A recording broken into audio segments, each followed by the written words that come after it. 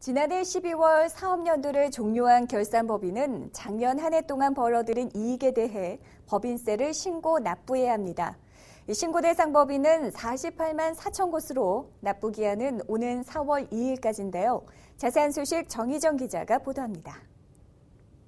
2011년 12월 사업연도를 종료한 영리법인과 수익사업을 한 비영리법인, 국내 원천소득이 있는 외국법인은 오는 4월 2일까지 법인세를 신고 납부해야 합니다.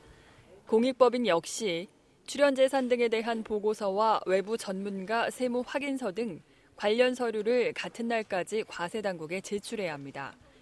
국세청에 따르면 지난해 12월 결산법인의 법인세 신고 실적은 신고법인이 43만 8천 개로 231조 7천억 원의 소득을 올려 33조 6천억 원의 법인세를 부담한 것으로 나타났습니다.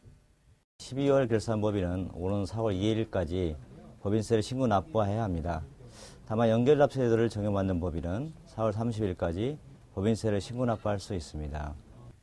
그러나 기한 내에 신고를 하지 않을 경우 해당 법인은 무신고 가산세나 납부 불성실 가산세를 부담해야 합니다. 한편 국세청은 올해 법인세 조사 대상 선정에서 일자리 창출 기업은 제외한다고 밝혔습니다. 국세청은 경제위기 극복과 서민 생활 안정 등을 위해서는 일자리를 많이 만드는 것이 최우선 과제라고 판단했습니다. 따라서 투자 확대나 사업장 신설 등으로 올해 상시 근로자를 지난해 대비 일정 기준일 이상 고용하거나 고용할 계획이 있는 법인은 금년 하반기에 있을 법인세 조사 대상 정기 선정에서 제외할 예정입니다. 일정 기준율이란 2011년 수입 금액을 기준으로 300억 원 미만 법인은 3%, 300억에서 1,000억 원 미만 법인은 5%, 1,000억에서 5,000억 원 미만 법인은 10% 이상 일자리를 창출했거나 창출할 계획이 있는 법인을 의미합니다. 또 고용노동부가 지난달 13일 지정한 2011년 고용창출 100대 우수기업도 제외 대상에 포함됩니다. 따라서 올해 일자리 창출 계획이 있는 법인은 오는 4월 2일까지 고용창출 계획서를 작성해 국세청 인터넷 홈페이지나 관할 세무서에 제출하면 됩니다. 물론 약속한 고용창출 계획을 이행하지 않으면 세무조사 대상에 추가됩니다. 그러나 2011년 고용창출 100대 우수기업은 별도의 신청 절차 없이 선정해서 제외할 예정입니다. 한편 정부는 기존의 임시투자세액공제를 고용과 연계된 투자에 대해 지원하는 고용창출 투자세액공제로 전환했습니다. 따라서 고용 증가 인원 1인당 1,000만 원에서 1,500만 원 한도 내에서 수도권 과밀 억제 권역 밖에 있는 사업용 자산에 새로 투자한 법인은 이번 법인세 신고를 할 때 투자 금액의 1%를 공제받을 수 있습니다.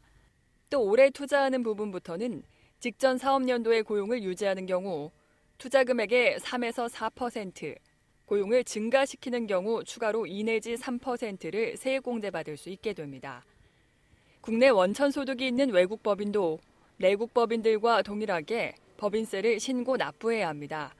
다만 해외 본사 등의 결산이 확정되지 않아 신고가 불가능한 경우에는 신고 기한 연장 승인 신청을 해야 합니다.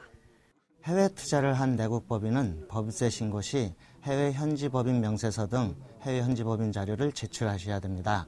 만일 제출하지 않거나 거짓으로 제출하는 경우 작년부터 1천만 원 이하의 과태료를 부과하고 있습니다.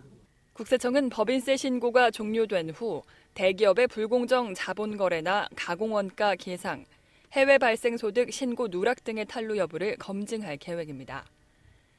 지난해 국세청은 5천여 개 법인을 사후 검증해 3,600억 원의 세금을 추징한 바 있습니다. 법인세 납부 세액이 1,000만 원을 초과할 경우에는 별도의 신청 없이 1개월 연장된 5월 2일까지 분납할 수 있습니다. 중소기업은 그보다 한 달 더 연장된 6월 4일까지 분납이 가능하고 신용카드로는 1,000만 원까지 납부할 수 있습니다. 법인세 신고는 3월 6일부터 홈택스를 이용해 전자신고할 수 있습니다. 매거진 리포트 정의정입니다.